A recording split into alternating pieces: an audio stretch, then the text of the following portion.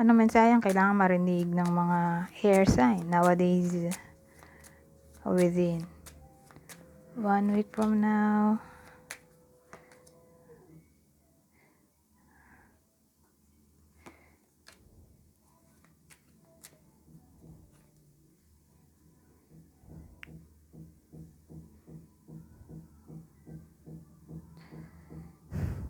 Well, yung nanay dito ay may madidiscover anything na may kinalaman sa secret at pag-aawayan nila to.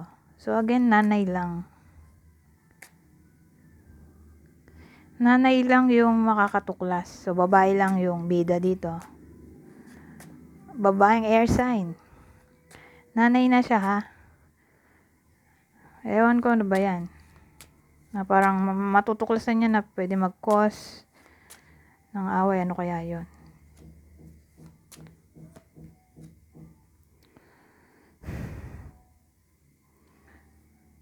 So may lily tayo dito,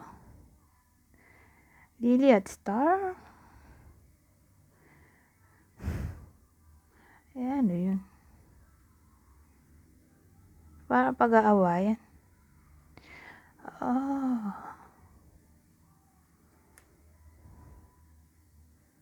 Pwedeng ang cause ng away pero secret ano kaya yun? Something hidden.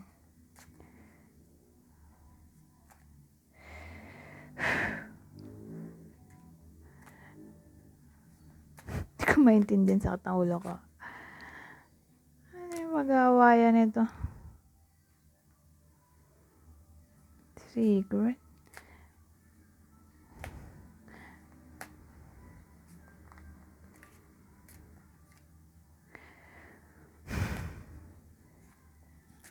Anything na may kinalaman sa family. May sinasabi siguro yung someone na parang kapamilya o ka-close ng partner niya, ng asawa nitong babae. Para bang may nalaman siyang info tungkol doon sa kanila, na may sinasabi sa kanya na hindi niya nagustuhan. Pero wag naman sana, pwede rin kasi may heart tayo may iba pang option yung partner niya. Pwede rin yun, yung pangalawang senaryo. May pangalawa pang option yung partner niya, at yung partner niya na pangalawa ay mas matanda sa kanya o ka-workmate niya. So yan, kaya nainis yung babae dito. So again, dalawa yung senaryo ha, na pwedeng pinag-awayan o pag-aawayan pa lang. Una, may natuklasan siya na yung partner niya, kasi babae nga to, may sinasabing masasakit na salita pala tungkol sa kanya na hindi niya nagustuhan, o may sumisira sa imahe niya. Someone na kapamilya, ka-close noong lalaki, pero energy na lang ang basihan dahil may LGBTQ, di ba? Ano ba yung pangalawa? Pangalawa, malalaman niya na may iba pang option yung partner niya. Kasi may heart tayo dito, pwedeng lover to. May iba pang option yung partner niya, more like a workmate o someone na parang boss. So ka-workmate pa rin. O someone na mas matanda sa kanya. So yan.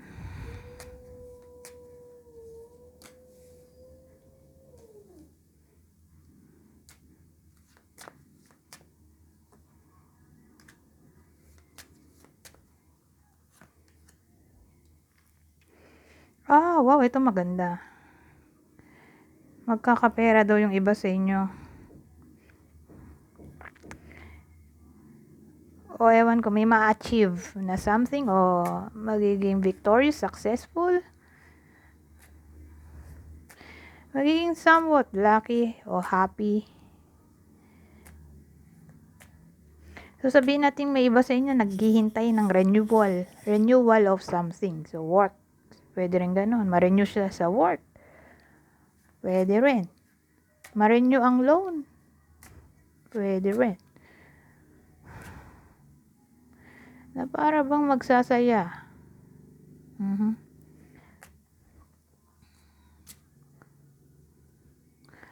O, sabihin natin may marireceive siyang news na ikasasaya. Okay? Ng iba sa inyo. Magiging somewhat fortunate.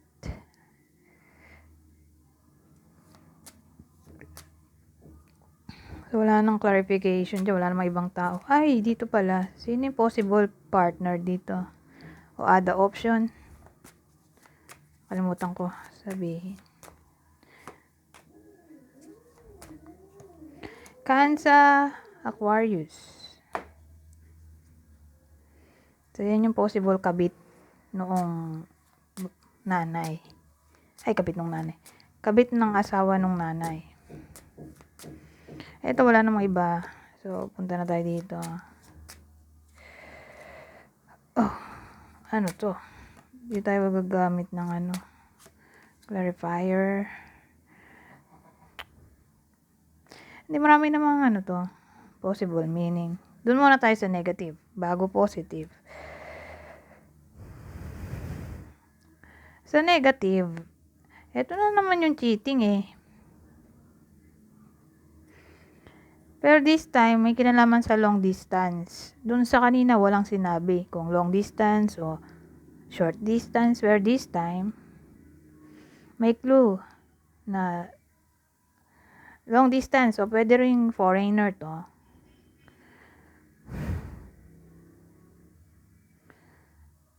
Foreigner partner mo o yung kabit.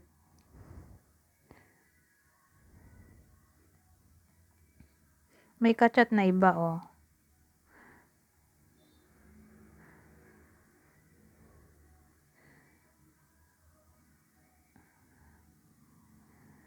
So, ganun lang dating. O nakipagbalikan sa ex. OMG.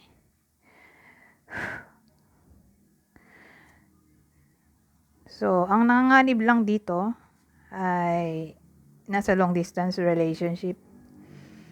O pwedeng foreign na yung partner. Kasi parang dito may landian na maaring nangyayari na o mangyayari pa lang. O pwedeng ex yung kabit.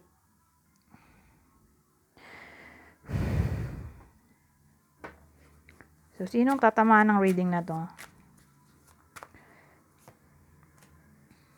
Capricorn, Aries, yung partner ha? Ito yung partner.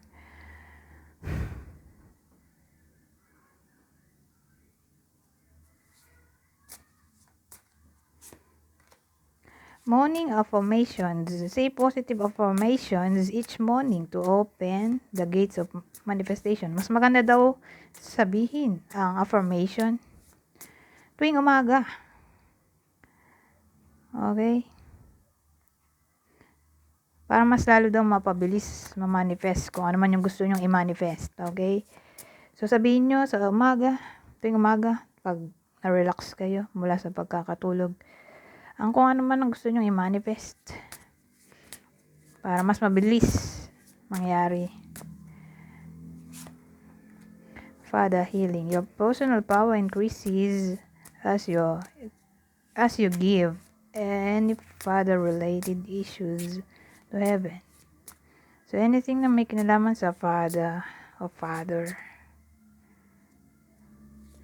ipasa Diyos na lang daw. A new dawn. The worst is now behind you, and positive new experiences are on the horizon. So parang dating, tomorrow is another day. Na kung bakit yung nangyayari ngayon, bukas baka may iba na ang sitwasyon. Mhm.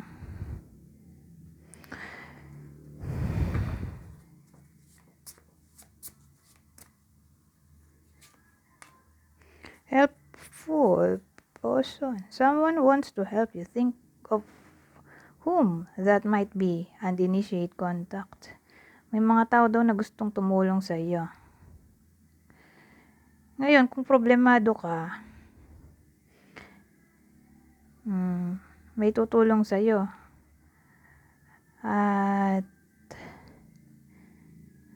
malalaman mo yan sa isip mo kung sino yan through intuition. At i-contact mo yon. Baka matulungan ka niya sa problema mo. Ito naman, mother healing. Kanina, father healing. Ngayon, mother healing.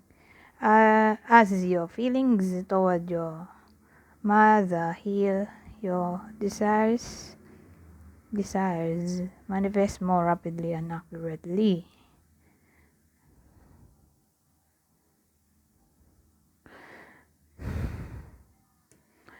So, parang dating anything na may kinalaman sa mother issues,